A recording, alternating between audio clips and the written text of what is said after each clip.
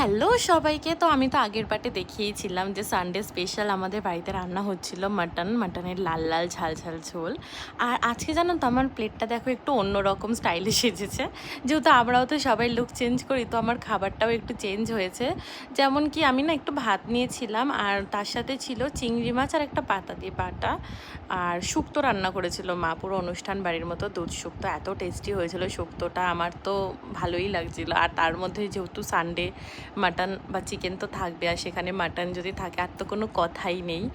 আর কালকের কিছুটা জানো তো বাসি বিরিয়ানি বেঁচে গেছিলো। আমার তো বাসি চিকেন বলো, চিলি চিকেন বলো, বিরিয়ানি এগুলো খেতে আমি খুবই ভালোবাসি। আমি খেয়েও নিই, আমি ফেলি না, ওগুলো খেয়ে নিই। এক্সট্রা হয়ে গেছিলো অনেকটাই। তো ফার্স্টেই আমি যখন এই বাটাটা দিয়ে খাচ্ছিলাম, বাটা বোটটা জানো তো আমার খুব ভালো লাগে, কিন্তু ওটার টেস্টটা অতটাও ভালো আসেনি। ওর থেকে চিংড়ি মাছ এমনি যদি তোমরা বাটা খাও না, খুব ভালো লাগে।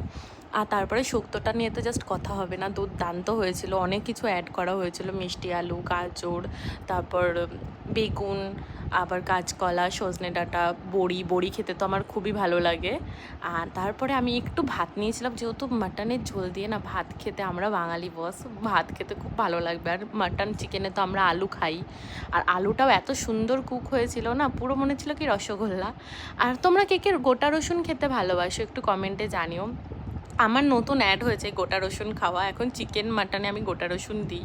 আর চিকেনে জানো তো আমি ছোটো ছোটো পেঁয়াজ থাকলে ওগুলোও দিই গোটা গোটা, ওগুলো খেতেও খুব টেস্টি লাগে। তোমরা যদি কেউ না ট্রাই করে থাকো তাহলে একবার করো। আর যারা খেয়েছো তারা তো জানোই কেমন ভালো লাগে, সত্যি খুবই ভালো লাগে গোটা পেঁয়াজ রসুন, এগুলোর টেস্ট যেন আলাদাই। আর তার সাথে যদি চিকেন মাটন থাকে উল্টো আরও এনহ্যান্স করে টেস্টটাকে।